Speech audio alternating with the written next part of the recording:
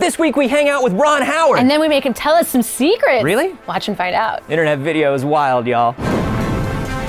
This is the Star Wars Show. From the Lucasfilm headquarters in San Francisco, here's your hosts, Andy and Anthony. Hello and welcome to the Star Wars Show, the only Star Wars show on the internet that is celebrating May the 4th on May the 2nd. Yeah, because sometimes Star Wars pun holidays don't always match up with your weekly Wednesday release schedule. Here's to you, Revenge of the 5th episode in 2021. And now, the news.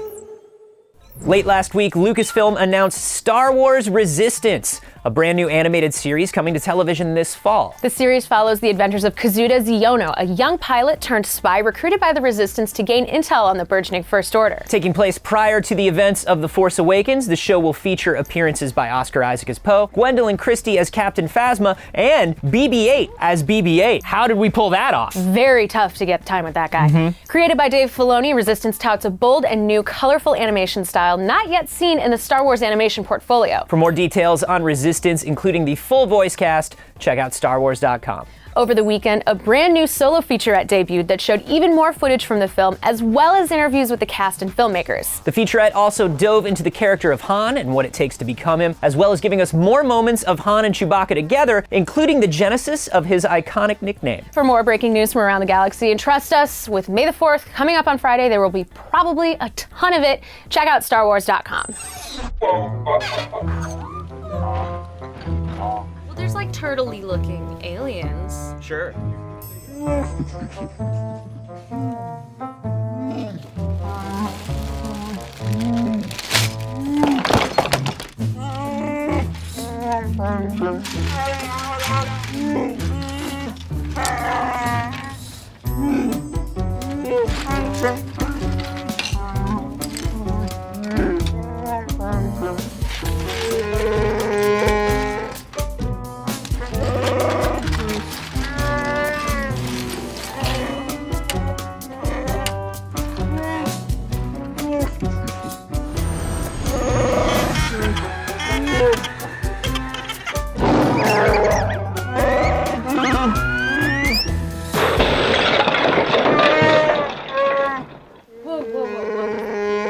Oh, jeez, buddy. Oh, man. We can help you fix it. Yeah. There. Yeah, awesome. Easy. Looks good. What? Oh. I don't see. Oh, Wow. got it. Thanks, cheese. Got it. There we go. Nice. Done. Perfect. Okay. Guys, May 25th is just around the corner, and Solo, A Star Wars Story is so close. So please welcome the director, Ron Howard, to the show. Thank you so much for joining us. Pleasure. From what we've seen in the trailer, there's a lot of different genres that are kind of incorporated into this film. We've got the Western, the car chase, the buddy cop comedy. How do you go about combining all of those different elements while still presenting the characters and their relationships and finding that balance? The trailer's a really good reflection of the movie, so it's one of those circumstances where proudly I can say it suggests a lot of feelings and ideas and possibilities of ways that the movie could really entertain the audience. John Williams wrote a new Han Solo theme. That's amazing. And John Powell's doing the entire movie, not only including other sort of Star Wars themes and so forth, but this new Han Solo theme, plus a lot of new stuff. I mean, the music's a character. Well, that's fun. Larry and John Kasdan wrote this fantastic script. And using the Han Solo character, it sort of pushed things in an adventures direction. It's kind of almost got a little 70s feel. That rebelliousness, that recklessness. And so that's informed a lot of the action. It informed the way scenes are staged, the way the action's cut, the way it's shot. And, you know, I think you feel that in the trailer as well. Yeah, well, and that's just kind of how Han has always been perceived. I mean, he's always been the cool guy with the cool shit.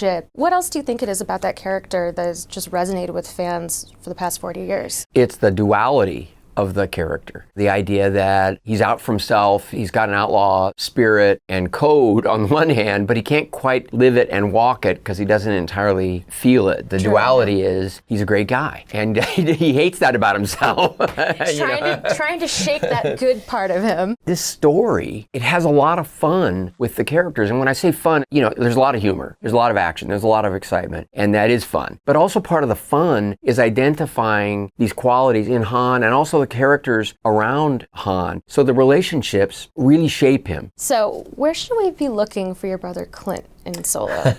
If it was Rocky, he's kind of the Burgess Meredith of the sort of underground droid battle world. He rubs L3 the wrong way. It's one cool scene, but he's a part of the introduction of L3. It seems really cool that there's just this core of characters that we're going to follow their relationships really deeply and see how they influence huge events in the galaxy later on. Yeah. What the Kasdans did is gave us a story to work with that is so full of adventure and twists and turns, but the plot is driven by character. And it is driven by this kind of discovery of what defined him, what began to define him. I think it's a kind of classic journey and a little different from Star Wars in that it's true to the galaxy and the spirit of it and what we know and understand of it, both tonally and in terms of the Empire and the power that controls things. But this isn't about a giant war. This is much more focused on what does all of this mean to this young guy. So your history with George and with Lucasfilm dates all the way back to American Graffiti. What was it like working with Lucasfilm again and having George on set while you were making this film? George came and visited on day one, and he doesn't hang pressure. around. Well, no pressure. In fact, I felt nothing but supported. It was great to have him there. I was even kind of prodding him, and he finally gave me a good idea about a little Han Solo behavior. So we could even say he pitched in. He's always shown a lot of confidence in me and support, and it's meant a lot over my career. His friendship means everything. It's a thrill to be in all of this and working with this tone, with this style. One of the things that I really discovered, having always been a fan, I really did not appreciate how complicated the sort of the harmonics of the way these movies entertain us really is. So it looks simple, it looks fun, it's playful, it's exciting, it's got heart,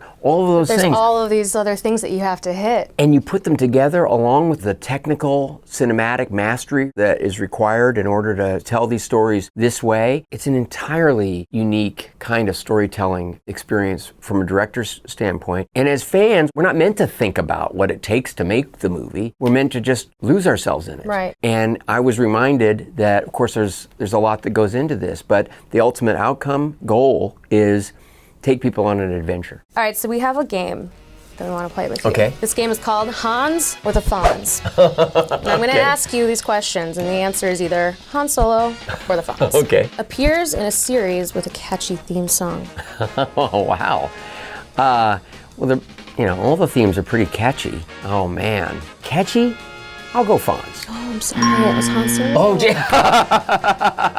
All right, you'll get the next one, though. Okay. Has a super cool ride. Even I am going to go for Han Solo, because what's better than the Falcon? I don't know, man. Motorcycles are pretty cool. He jumped 14 trash cans and crashed into a chicken stand. I am such a loser when it comes to this game. You're just getting warmed up. This one's easy. Coolest guy in the room. Hey.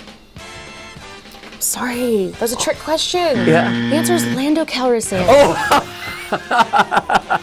Okay, you know what? I'm going to go with that, because Okay. Lando is awfully damn cool. He's so cool. Yeah. All right, last question. Could be described as disreputable and or a rebel. Can we just call it a draw? Sorry, it's one or the other. These were very thoroughly researched.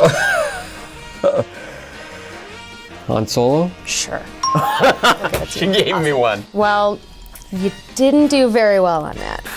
But there's one more thing that we would like to play with you that I think you can redeem yourself on. Okay, I want to redeem myself. Okay, cool. Okay, Andy, because I failed so miserably at the Hans or Fonz game, which we all know was entirely rigged, right? Okay, but despite that, yeah, I was miserable, and I'm going to try to make it up to you, all right? So here we go. Now the story of a family that wants to rule the galaxy and the one son who had no choice but to save it.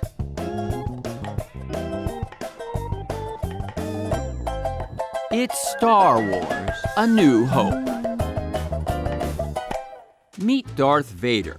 He's upset because his daughter, Princess Leia, stole his secret plans. I want to know what happened to the plans. I don't know what you're talking about. She actually did. Fortunately, Leia's droids landed in the backyard of Luke Skywalker, who found her secret message. Who is she? She's beautiful. She's his sister. Curious for answers about the message and the girl, Luke finds Obi-Wan in the desert. Don't seem to remember ever owning a droid. From a certain point of view, Obi-Wan was lying. R2, R2, R2, R2. Back home, Obi-Wan tells Luke about a religious cult he and Luke's father belonged to. How did my father die? Well, was a good friend. Well, hoping to meet his mystery girl, Luke followed Obi-Wan to find a ride across the galaxy. Not with him, but with this guy. You've never heard of the Millennium Falcon? It's a ship that made the Kessel run in less than 12 parsecs. Hey, that would make an interesting movie. Go see Solo, a Star Wars story, only in theaters May 25th. Still refusing to give up the plans, the Empire taught Leia a subtle lesson. What? Coming out of hyperspace, Han and the gang were confused. A fighter that size couldn't get this deep into space. Look at him, he's heading for that small moon. It wasn't a moon, but it did put them in the path of Leia for an easy and quiet rescue.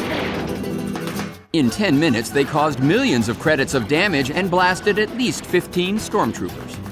While Obi-Wan shut down the reactor, the gang split up. And finally alone with the woman he loves, Luke made a bold attempt to get closer to her. Good luck.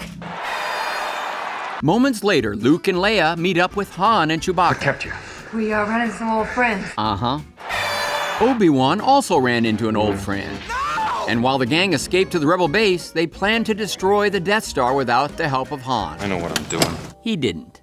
Seconds into the fight, the rebels were being blown up one by one, with Vader closing in on Luke. I have you not. He didn't. What? You're all clear, kid. Now let's blow this thing and go home.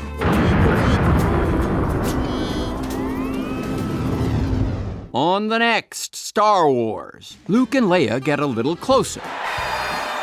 And Darth Vader gets to spend a little quality time with his son. And that's why you always leave a note. You're watching The Star Wars show.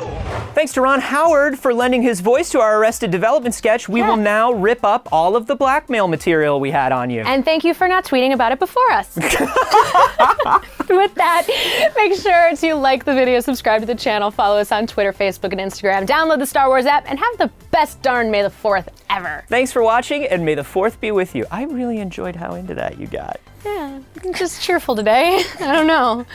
I don't question it. I'm not going to question it either. It's never happened, and I'm just going to ride the wave.